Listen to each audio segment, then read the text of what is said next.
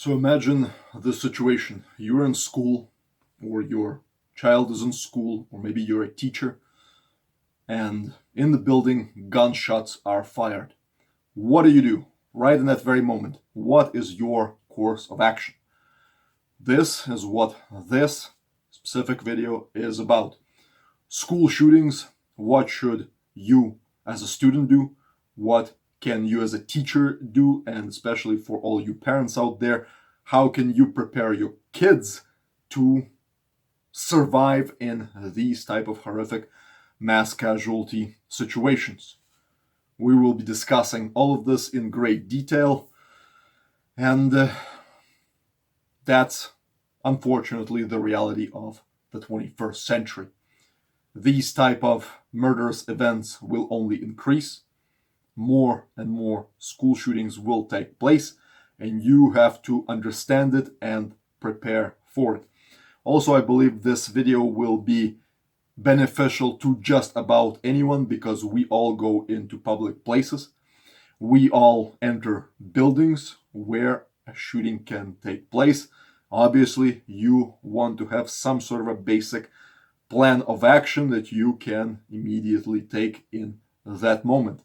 You have to train for it, you have to prepare for it, and you have to, again, understand that the option of not being ready for mass shootings, for school shootings, is no longer available to us. You got to be ready. Without further ado, let's begin. Let's first understand why this is happening. Just recently, a deadly school shooting took place in Russia. I recorded a video in Russian language for that part of the audience.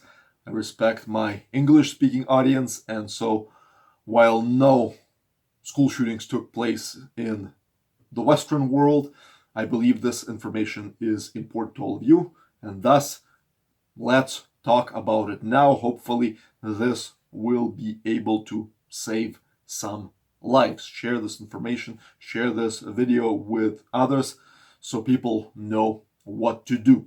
But getting back to the subject of why, this needs to be understood. Without understanding the why, this problem, population-wide, nationwide, strategically, this problem cannot be solved. And from my perspective, no amount of gun laws, which I believe are unwise, no amount of some regulations, rules, whatever the politicians come up with, will resolve this problem unless the core issue is tackled. And the core issue is simple to point out, but difficult to solve. It can be solved. I don't want to sound completely pessimistic, but a lot of will is necessary upon those people who wish to solve it. The core problem is this: we live in an extremely degenerate culture and society. This culture praises maximum emotional instability, victimhood, self-hatred, and all forms essentially of mental weakness. And simultaneously, the society and culture does not teach emotional discipline and emotional control. Emotional discipline is not taught in schools, it's not taught in universities, it's surely not taught in the media. It is thus not conveyed by product of schools, universities, and unfortunately, product of the media, meaning people, and especially kids, among themselves. So we're seeing an amplification effect of emotional instability. Emotional instability means people will go crazy. That's a fact. It's like 2 plus 2. The more emotional people are, the crazier they will get, because emotional instability is imbalance, chemical now imbalance in the brain, and the brain goes crazy. So that is the reality we live in. We live among crazy, emotionally unstable people where their victimhood, where their emotional instability or lack of emotional control is praised. It's praised, it's amplified, so people are being taught that the more emotional they are, the more praise, sympathy they will get. This is extremely deadly. This is an extremely deadly situation. Undisciplined human beings, and human beings are quite capable with their 2 legs and 2 arms. They can do a lot of damage even if they're physically weak, because we have technology. And so suddenly these physically capable but emotionally unstable creatures with access to high tech, that's what we get, and that's why no gun control.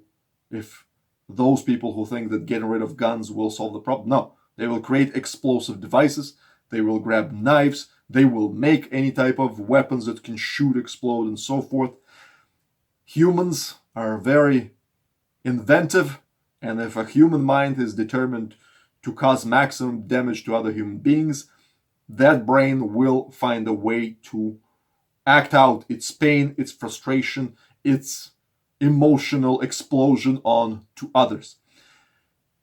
With that being said, if you understand this, then you wish to surround right away yourself with emotionally stable people, and you wish to propagate as much emotional control and emotional discipline as possible. If you wish to minimize in your immediate area, where you live, you wish to minimize the amount of crazy people that can commit such horrific acts. So this is vital to understand. Now, the next thing that I would like for all of you to do is go watch, or if you have already seen it, rewatch my old 2018 video that is titled "Let's Talk About Actual School Security." In that video, I go into great detail on how to organize school security, how to secure a school. Why is that important? Because if you watch it, then you understand what steps are needed to be taken so your kids are safe at school, so that schools go from easy and soft targets and become hard targets that repel various crazies, terrorists, and anybody who wishes to kill as many people as possible. Because right now you must understand that all schools are essentially inviting. They're very easy targets. They're inviting these mass murderers to come there and murder as many kids as possible.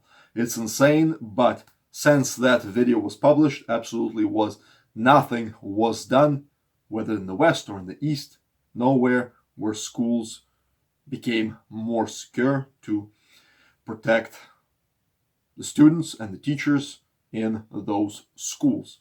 Watch it and then see if you can talk to your local police, talk to the principal, talk potentially to other parents, whether you can pull some money around, get some from municipality to organize some sort of a basic minimum school security. That is crucial. It is a big step that you can do. Many of you are unaware that I have such a video. And with that being said, I also want to say a few words about my thinking and how it came to be. Back in 1999, I was in high school myself, and I remember that year when Columbine took place, when that school shooting took place. And I was a kid that was aggressive in a good way. I wanted to rip those school shooters apart. I have a more protective type of mindset, and so while no school shootings took place in my school, what I can say is that because it resonated at that time massively all through all high schools, a lot of students were thinking about that event. And then we realized that this is what we have to live with, and now many of you continue and will be living with. But while I noticed other kids were focusing more on the horrific tragedy, which it was, not many of them were actually thinking, okay, what the hell do we do when I hear gunshots in my school? That is what I was thinking about. And a few of my friends together, we were discussing this quite a bit. And as a result of that discussion and my own personal thinking, a great deal of immediate action drills and responses essentially came to be. Part of this video is based on a lot of that thinking that I did even during classes when I should have been listening to teachers. I was thinking it was interesting to my brain. How do I defend myself and possibly my classmates from that situation? We were running many scenarios. This is important. Why am I saying this to all of you? We were running many scenarios when we would change classroom. Okay, the doors are now on this side, on that side. There's two doors. Okay, where am I sitting in the classroom wise? Can I see the doors myself? And this, when then we go into the gym, we go into the washrooms, you walk through the hallways. So you kind of walk through the whole school and you begin to perceive, okay, somebody's firing from that direction down the hallway, or we're sitting in a classroom and somebody smashes the door in. What is the course of action? What are the chances of survival? And this, I dedicate quite a bit of thinking to that. 2003, I graduate from high school, and then I go into the business world and do my own thing. But all throughout my life and to this day, I actively practice various survival skills, urban and rural. I am very much into firearms. I am very much into combat sports, and I got into plenty of very interesting life situations where my life was on the line. So based on all of this information, I propose to you some of my thinking on what to do if you hear gunshots or if you are now being fired directly at. Catastrophic situation, very, very little actually that you can do. Realistically, I'm not a Superman. I'm not proposing some sort of a ridiculous and unrealistic advice to all of you, but this is important to think through, to work through your mind, maybe to role play with your kids and classmates, because this will save your life. But going back to that type of mindset when I was in high school, at that time, one could say I was wasting my time, especially during class when teacher was teaching some sort of a course. But now I look back at it, no, this was absolutely vital information. Unfortunately, there is no time in schools that is dedicated to this type of school survival training, mass shooter or school shooting survival training. And so you as a student or you as parents or a teacher, you all need to discuss this and role play it out in your mind so that you actually know how your school is structured, where you are in the classroom, and what are your actions that you already played out in your brain like I did way back then. You need to do that now. That's why I told you this story. You need to understand and have some sort of formulate some sort of plan of action based on your environment, based on the school where you are learning something at, where you go to regularly. Now let's run through some potential scenarios. In fact, I have two for all of you that you should prepare for. But to do that, we must understand the population of the school. We must understand the people who will actually be trying to survive a school shooting. This is important. And I would divide this population into the following groups. One are teachers. They are adults. One would think they are the most capable. But at the same time, we have students. They are the most numerous, and students themselves can be divided into two categories. One are very young kids, and then we got older kids. The division point can be, let's say, around grade 8. So grade 8 and below, these are very young children, and they're the least capable naturally. They don't have the muscle strength, they don't have the nervous system, they don't have the necessary life experience. Grade 8 and above, these are teenagers. These are essentially young adults, and they have the muscle strength, they have the bone structure, they have the hormones on their side, they have the nervous system, or at least a more developed nervous system. They have more life experience than the younger kids, and the teenagers, everybody knows they are problematic, but they do often have a fighting spirit. They are rambunctious, they're adventurous, they are aggressive, and all of that will be absolutely necessary in such a survival situation. So this is basically important to understand. When we are talking about kids, it's just not all homogeneous population. Kids are different. obviously, but the age and the differences between ages are substantial, and what the older kids can do, the little kids, you just simply cannot expect that from them.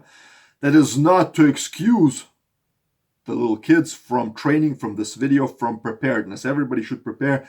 It's better to have the knowledge than not to have. It's better to have these skills than not to have. It's better to just have that understanding than not having it. So make sure if you have young kids, they should be watching this video. They should be ready for this crazy reality. And with that being said, let's dive into the first and the worst possible scenario that kids, teachers, anybody who is in the school can encounter. I would like to start with it because it is the most difficult. And essentially it's this. Kids are in a classroom, which is in itself often a concrete box with one or two doors in that box, in that classroom. They are sitting, listening to the teacher. I get it, some may be staring outside the window, killing time. Some may be playing on their phone, but their attention is focused on something peaceful, something civilian. Suddenly, a door is smashed in, and a gunman with an automatic rifle walks in and starts shooting and killing everybody in that classroom. It's crazy to talk about this, but that's the reality. And this is a catastrophic scenario. It's very difficult to survive it, and nobody should have any other illusions. If anybody says, oh, there's a method of surviving this, they're lying. I specifically started with this because I want to get the worst scenario out of our way. There is not much that you can do. It is overwhelmingly pure luck. Will you be hit by a bullet? Will you not be hit by a bullet? If you're hit, will you be screaming out of the top of your lungs, thus attracting more attention, more bullets to you? Or will you able to withstand the pain, be quiet, and play dead? It's all pretty much how the situation develops. It's outside of your control. From that, one thing that I would like to point out is that the mindset that you should have is don't feel any guilt for surviving that situation. Don't feel any guilt that you did not take some sort of a heroic necessary steps to protect yourself or others in this type of scenario. Very few people can survive the situation, and again, it's overwhelmingly luck, and your acceptance of this scenario will allow you to live a more relaxed life. Just simply understand that it can happen, and there's not that much you can do about it. In fact, I propose, just for psychological understanding, I propose an experiment that somebody can run, and it's very simple. Take the most battle-hardened Navy SEALs, Delta Force, Special Forces, whoever you like. Don't tell them anything, just say that you need to go to this classroom and listen to some sort of instructor, and make sure that their attention is focused on that instructor, so they're listening, taking notes, whatever. Then take an individual and say, when you are ready, smash that door in and start shooting with blanks, I point out, or with a paintball gun so you can mark who is hit and who is not. And you will see that very quickly an individual has no firearms training, who is just able to point a firearm and squeeze the trigger, will pretty much kill everybody in that room. And that's the reality. Even battle-hardened professionals, military professionals, will probably not be able to react to the situation, and that's simply how the human mind works. If you understand this, if you understand that it's unrealistic and in fact impossible to have complete situational awareness 24/7, 360, then you will have a much better quality of life. You will be much more relaxed, and the more that you are relaxed, then the sharper is your thinking, the faster are your responses. When combined with training, when combined with preparedness, your relaxation and preparedness together is your best security. It's your best defense. To be tense, to be on alert all the time will just drive you insane. Don't do it. It's counterproductive. And another thing that I want to say is that, you know what, while I'm making this video and I'm making all these suggestions and advice, I don't know. I have no clue how I would react in that situation. I try to be relaxed in public. I do think that I have decent amount of skills to try to mount some sort of defense in these situations, but until you encounter them, you simply don't know. So relax and enjoy your life. Don't be tense. With that being said, what can be done in this worst possible catastrophic scenario? I drew a sketch for all of you, and let's discuss it. So here we go. We got our classroom. Right here is a board where a teacher would stand. We got two doors. That's terrible. When there are two doors are good for fire alarms, for fire in general, but for shooting situations, two doors they're terrible, because obviously one door will be at your front where you will see the shooter, but the other door will be at the back and you will not see the shooter, and that's catastrophic. But what are we seeing here? Desks, board, teacher, two doors again. With these red lines, I pointed out what the shooter will see right away, where the firearm will be pointed, and the shooting vectors.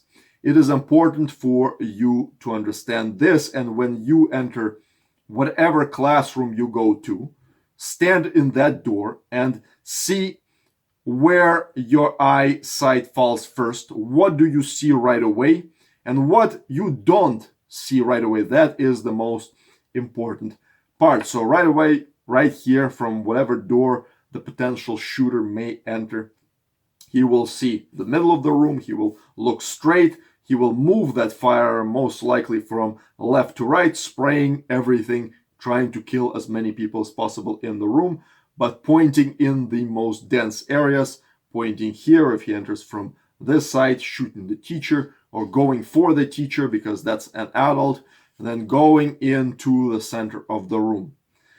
What do we have in this situation? Well, right here along the wall where the doors are, that area is actually in the shooter's peripheral vision, most likely. This is no guarantee. Everything that I'm saying here is in no way guarantee. You have to see how your room, how your classroom opens up to you as you enter it. But if this is the shooter's peripheral vision, by the way, I marked it in green, but this is no way a green zone. The whole thing is red. But here is simply where the eyesight of the shooter may not fall right away. So thus, if you're a student who think you wish to protect the room, protect your life, but also try to save other kids in that room, this is where you may want to try, if possible, to position yourself. You don't want to be right away very close to the door like this desk right here, because that's right away in shooter's path as he enters the room. You want to be a little bit away from whichever door that the shooter may enter through, but you don't want to be too far away, because your objective in this situation is, first of all, to survive, and you are surviving because you are simply not in direct line of sight, not in direct line of fire of the shooter. That gives you potentially milliseconds or seconds. If you got few seconds, you are very lucky to mount some sort of a defense. So that is pretty much, in this worst possible scenario, all I can tell you. You simply want to position yourself in a room that will buy you those precious seconds. And now let me put this down. What do? The shooter enters through the door. Hopefully it's the door that you can see. Starts shooting. You're startled, but you are given those very few seconds to react. Your reaction should be this if you have trained for it. Now we're getting to the meat and bone of this video. You should instantaneously, or as fast as possible, as fast as you can realize what's happening, take your desk and throw it at the shooter as hard as you can. That is why I'm saying that it's better to deal with teenagers. They can do that. Little kids may not have the strength. But you throw that desk, you throw that chair, you throw that backpack, you throw that book. What you wish to do is hit the firearm, hit the shooter, distract them, make sure he points that firearm somewhere else, hit the firearm so it goes down or up, something that breaks his firing line. And as that desk is flying, you should be as fast as possible lunging at that shooter and attacking him with all your might. And you're attacking his eyes, his throat. So you want to hit that throat any way possible. Attack eyes with your fingers and your thumbs. Just drive him in, hit his brain. You're going full throttle. Just lose your mind. Scream out of the top of your lungs. It's known from historic times. You're in the battle cry mode. So the more you scream, the other kids, especially males in that room, they may join in and help you. You wish to attack him as fast, close with and attack him as fast as possible. Hit the groin as well. If you by some chance grabbed a pen, jam it in the eye, in the throat, even better. May not be possible since you threw the whole desk. So attack with all your might and charge that shooter. That is your plan of action in this situation. There is not much, unfortunately, that I can tell for all of you. It's tough. That's what you have to deal with. So whenever you enter into any room, see where the entrances and exits are and position yourself strategically with training. Hopefully, you will have some sort of a chance to survive, and if you can save other people, even better. So that was scenario number one, and now let's discuss the second situation, the second scenario, and in fact the most likely that you may encounter. And it would go something like this. You're back in that very same classroom, whether you're a teacher or a student. And this time, nobody's smashing the door in, nobody's shooting at you right away. But what happens is that you hear gunshots in the building. There's a shooter in the school, he's shooting, you hear those gunshots. What do? What is your immediate course of action in this situation? If you take the wrong action, as I have seen, then you most likely may lose your life or get severely injured. If you take the right action, you can preserve the life of everybody in that classroom, including your own. And the difference between the wrong actions and the right actions, they may not be easily spotted, because here's what I've seen. Just recently, like I said, a school shooting took place in Russia, and some of the students that were in classrooms and they were hearing gunshots, they were recording with their cell phones of what was going on in the classroom. And what I saw is simply an incorrect course of action that those people, those students and the teacher took. I don't wish to criticize them. Maybe they didn't have the right training.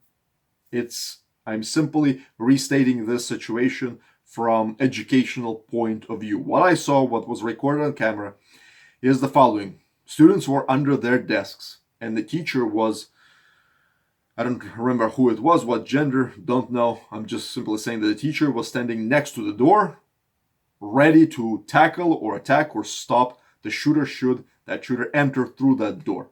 Now, the actions by the teacher were 100% heroic, selfless, and commendable. But it just happens that they were wrong. Standing to the door is important, but that's not your primary defense. That teacher may not be able to do anything against an armed shooter, a capable shooter, and a male, if that, especially that teacher is a female, other than simply die first for those children. Important to understand. Thus, the actions, as soon as you hear shooting in your building, should be as follows. Somebody, and don't expect that to be a teacher, somebody in that classroom, possibly it's your kid, your child who you trained as a parent for this situation, will know what to do. And that somebody must forcefully give two commands right away. One is desks to doors now. Desks to doors now. Repeat that. You can say it loudly or you can say it quietly but forcefully. You can say it loudly if you perceive that the shots are far away somewhere, maybe different floor. You can say it quietly but forcefully if the shots have been very close. Desks to doors now. And essentially that somebody, whether it's a teacher or that kid that's in the classroom, you kind of take your arms out, divide the class in half, and just say, half the class, desk to doors, now. Fast, fast, fast, desk to doors, pile them up, pile them up. That's your first response. You want to make that pile as big as possible to block the door, block the entrance. While you're doing it, there's a second command, but while you're doing it, it's important you focus on the door. That's the number one priority, to block the entrance to the room. If there is a wooden wedge, often, first of all, if the doors open inward there and you have a wooden wedge, drive that wedge in. But here's a life hack. If the doors, again, open inward, if they open outward, well, still just keep piling. It's better than nothing. When the doors open outward, just lock them. Make sure you lock them if you are able. But then pile up, pile up, pile up. That will most likely preserve your life, because the shooter is also on time. The shooter knows that there's police coming, that he needs to usually kill as many people as possible. So if he opens that door and there's a huge pile of chairs, most likely he's not going to bother with that room. And we will be talking about other defenses that you can start executing. If you have an opportunity, some of the kids are piling up those desks. If you have an opportunity, if the door opens inward but you do not have a wedge, life hack, take a book, fold it like this. What does it form? It forms a wedge. So take those books and jam them right under the door as much as possible, and then pile up if possible, if time allows, if you can convey that properly, if you remember that. So again, simple wedge from a book can be made quite easily. And you jam not just one, many books right under that door. And then you pile. So that's the command. Desks to doors now. Desk to doors now. Half of the class, do that. Direct that class. Move your arms. Force them to take that action. Show that initiative yourself. I make a point that the kids should know that, and somebody from the students should take that action. Teachers may be confused, may not know what to do. If you see that the teacher is taking charge but is doing the wrong action, correct them. Correct them. Block the entrances as fast as possible. The other command is break windows. Usually all classrooms have windows. Break them and start using those windows as exits. So desks to doors. Now the other classroom is break windows, break windows. And you point into groups of people, hey, all of you, start breaking those windows as fast as possible. If you are on the second floor, if you're on any floor above the second, above the first, then you must start making rope as well. And you make rope from your clothing, from your belts, from your jackets, from your pants. If you have to, start making a rope so you can exit that classroom. So that's the priority number one. Half the class is blocking doors, the other one is breaking windows and making a rope as necessary. Now, this is not where you just stop. Obviously, there will be teachers, there will be some people eventually that will have free hands. Somebody will not have anything to do. Get them to do the following. Start making weapons. Don't wait for it. And here is basic, unique reality of our physical world. If you break things, especially furniture, sharp edges will form. So grab a few kids, take that desk, smash it on the floor, and it will most likely break. Grab those table legs, handles, whatever you can get. And usually the harder you break it, the more there will be sharp edges. Sharp edges, especially if it's a table's leg, now it's a deadly weapon. Break anything you see. Furniture, when furniture breaks, creates sharp edges. If in your school the windows that your other team is breaking are not plexiglass but actual real glass, all the better. Wrap some sort of clothing from one end, you got a knife in your hand.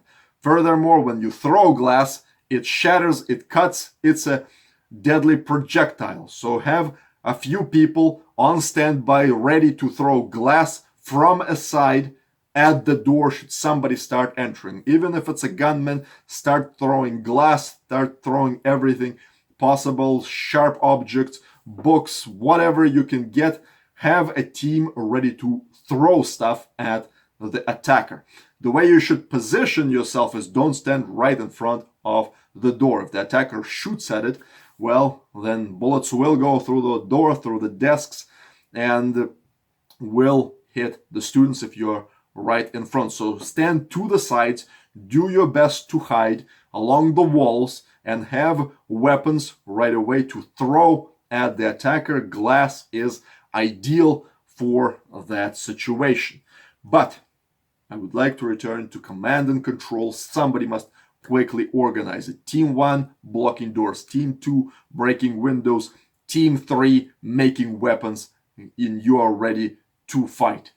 If somebody forcefully starts giving those commands quietly or loudly, do it. You will most likely survive this situation. I am very confident of this basic realization.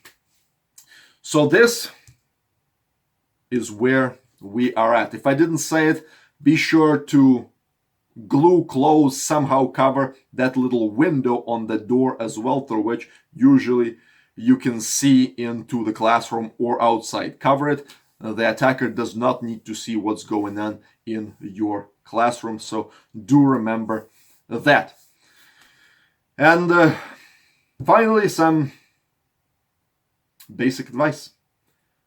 Learn to throw generally just about anything. It's a good practice from survival perspective in general. Just walk into any room and quickly see what your mind picks up. Right away you grab and you throw.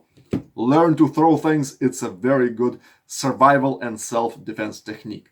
Another thing, you as parents, when you send your kids to school, most likely you can't give them any weapons. Knives and the lighters right away will be probably picked up, and if they are found on the kids, you may have trouble. So I'm not going to recommend that, although I do like knives, I do like all type of weapons. But I understand we're talking about school, teenagers. It's up to you how you organize their own personal protection. But first aid, 100%. Like, teach your kids first aid, because they can save their own life and they can save the lives of others by knowing how to plug wounds, how to put a tourniquet on, and so forth. First aid is very important, and the more kids that know it, the safer they themselves and everybody around them will be. I did mention emotional discipline. I wish to come back to it. Convey it, you as parents and you as teachers. First, develop it in yourself. Practice it, lead by example. And then, from your own personal example, teach that to your kids. Send them to various clubs, sports facilities, anywhere where they can learn emotional discipline that will give you peace of mind that your child will not become a mass murderer. That's for one. And two, it will preserve their life as well, because with emotional discipline, they are better positioned to survive a school shooting.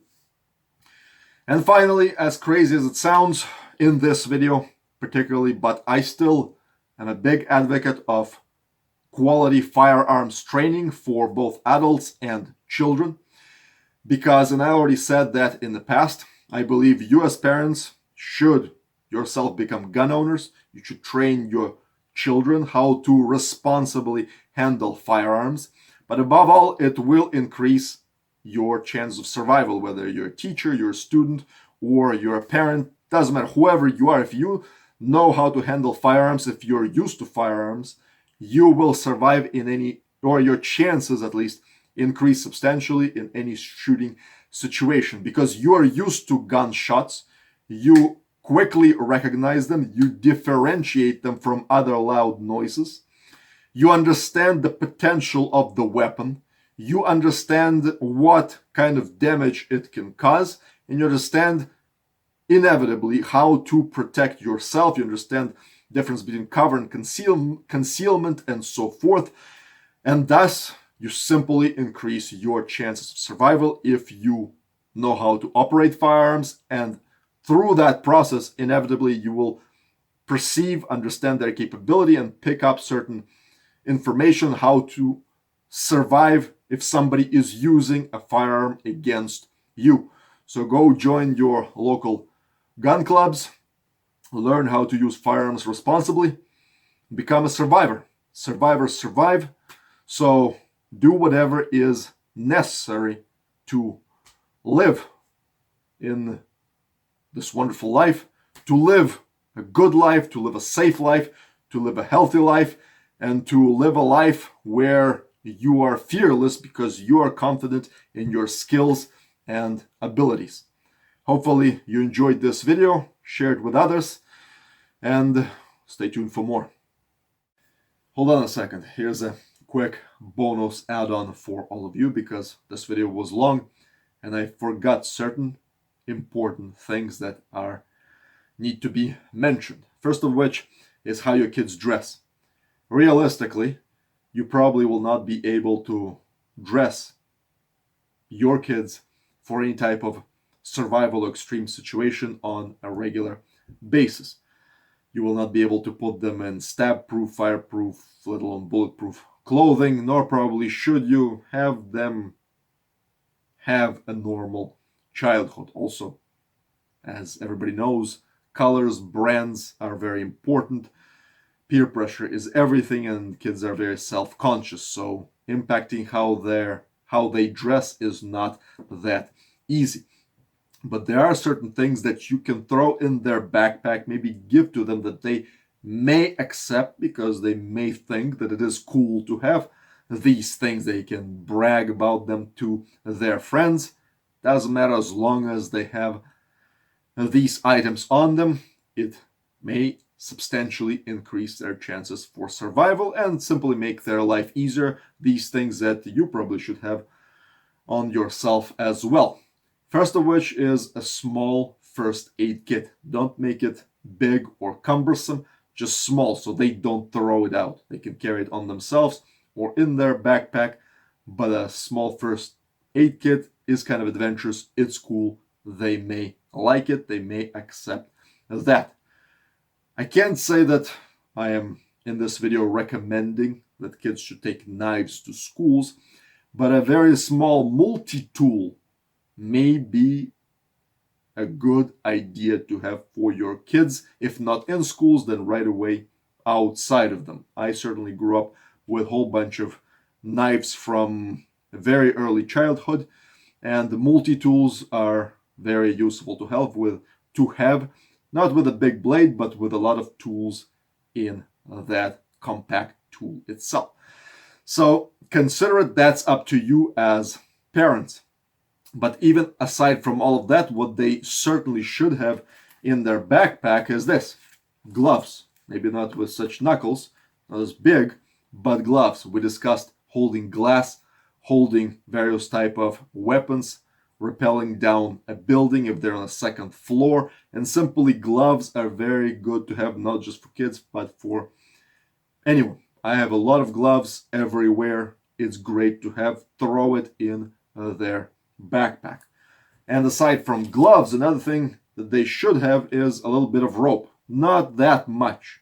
It's not for them to rappel down a building. It's to tie a door, to make a tourniquet, to tie up that attacker if they were able to bring him down, to use for any millions of purposes that a rope can be used. Again, you don't have to have that much. Paracord, throw it in their backpack, and they will be good to go.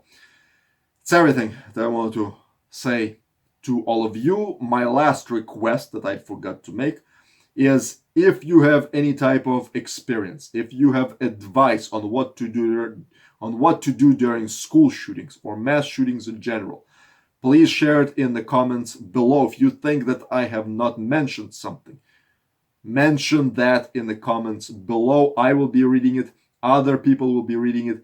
It is important information. It's interesting to me. It's interesting to others. It may save people's lives. So share whatever knowledge you got in the comment section below.